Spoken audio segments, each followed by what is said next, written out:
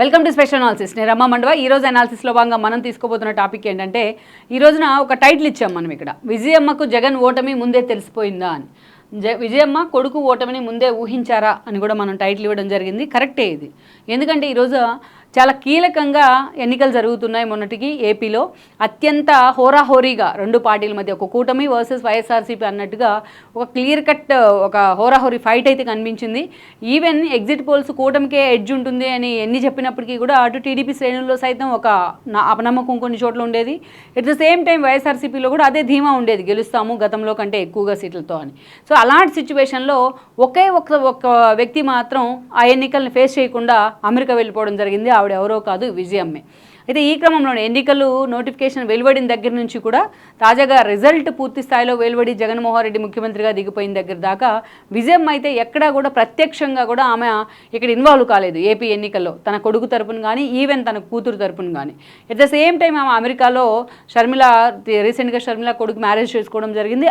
ఆయనతో కలిసి ఫొటోస్ని కానీ వాళ్ళ ఫ్యామిలీ మెంబర్స్తో అప్పుడప్పుడు సోషల్ మీడియాలో చూస్తూ ఉన్నారు. విజయమ్మ అమెరికా వెళ్ళిన విషయం కూడా ఆ ఫోటోల ద్వారానే అందరికీ తెలియడం జరిగింది.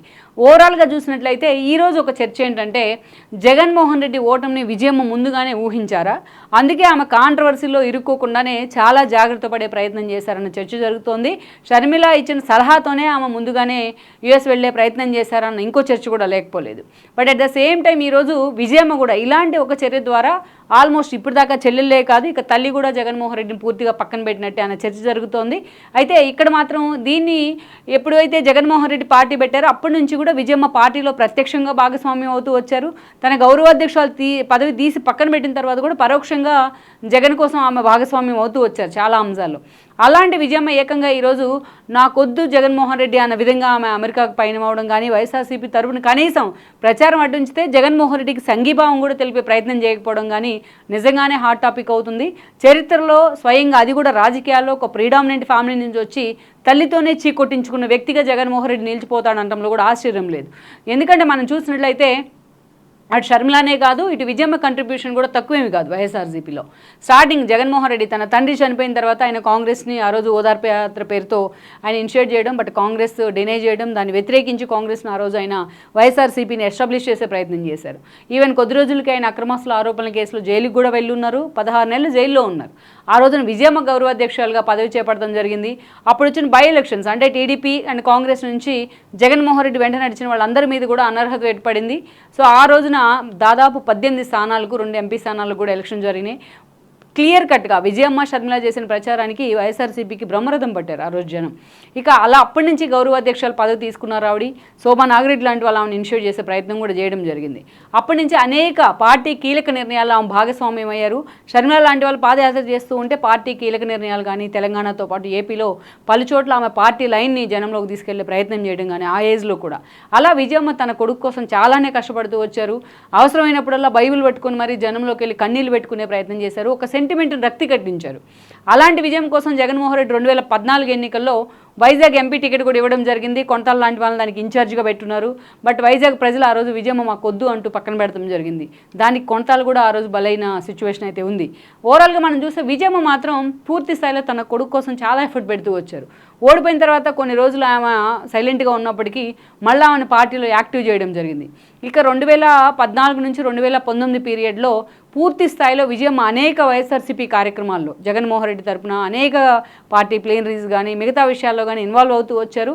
ఆమె క్రియేటివ్గా ఉండకపోయినప్పటికీ కూడా తాను వైపు నుంచి ఒక సెంటిమెంట్ అస్త్రంగా జగన్మోహన్ రెడ్డికి ఉపయోగపడుతూ వచ్చారు. అలాంటి విజయమని 2019 ఎన్నికల అనంతరం సీఎం అయిన తర్వాత షర్మిలతో ఆయన డిఫరై ఉన్నారు. షర్మిల ఆయనతో డిఫరై తెలంగాణలో పార్టీ పెట్టుకున్నారు. సో ఎటు మొగ్గాలి అని తాను డెసిషన్ తీసుకోలేని పరిస్థితుల్లో ఎట్టకేలకు ఆమె కూతురికే అన్యాయం జరిగిందంటూ కూతురు వైపు మొగ్గు చూపున్నారు. షర్మిల పార్టీ వైపే వెళ్లారు. విజయమని బలవంతం చేసి మరి పార్టీ గౌరవాధ్యక్షుల పదవికి కూడా ఆయన రాజీనామా చేయించడం జరిగింది. ఇక అప్పటి నుంచి జగన్మోహన్ రెడ్డితో టచ్ మీ నాట్ అంటూ కూడా ఉన్నట్టు వచ్చారు ఆవిడ. ఇక షర్మిల కొడుకు పెళ్లికి షర్మిల వెళ్ళి స్వయంగా శుభలేఖ ఇచ్చినా ఆయన జస్ట్ రిసెప్షన్లోనో కనిపించి ఒక సెకండ్ వెళ్ళిపోవడం జరిగింది. ఇక అది కూడా అంత సఖ్యత అయితే అక్కడ కనిపించలేదు అటు షర్మిలకు జగన్కు మధ్య. పూర్తి స్థాయిలో షర్మిల తెలంగాణ ఎన్నికల అనంతరం ఏపీలోకి ఎంట్రీ ఇచ్చున్నారు. ఏపీలో ఆమె పీసీసీ పదవి కూడా చేపడటం జరిగింది. ఇక పూర్తి స్థాయిలో వివేకానంద రెడ్డి మర్డర్ కేసు మొదలుకొని అనేక ఇష్యూల్లో కడప వేదికగా మా జగన్మోహన్ రెడ్డిని వ్యక్తిగత విషయాల్లో కూడా టార్గెట్ చేశారు. తాడేపల్లి రహస్యాలను జనం ముందు బయటపెట్టే ప్రయత్నం చేస్తున్నారు. ఇక తాను కూడా కడప ఎంపీగా పోటీ చేస్తే సునీత లాంటి వాళ్ళు కూడా ఆమెకు మద్దతు ఇవ్వడం జరిగింది. సో ఇది ఒక క్రూషియల్ పీరియడ్, విజయంకు ఒక సవాల్. ఎందుకంటే తెలంగాణలో ఉంటే వేరే రాష్ట్రంలో ఉంది కాబట్టి షర్మిల మద్దతు ఇచ్చాయని చెప్పుకోవచ్చు మొన్నటి వరకు. ఇప్పుడు షర్మిల కూడా ఏపీలోకి ఎంట్రీ ఇచ్చున్నారు. ఒకవైపు జగన్ని పొట్టుగా తిడుతూ ఉన్నారు. ఆవిడ నిద్రలేచిన దగ్గర నుంచి ఎన్నికల ప్రచారం రూపంలో కావచ్చు, ఆమెను కూడా అదే స్థాయిలో వ్యక్తిగతంగా క్యారెక్టర్ అసోసియేషన్ కూడా చేసాయి వైఎస్ఆర్సీపీ శ్రేణులు సోషల్ మీడియాలో.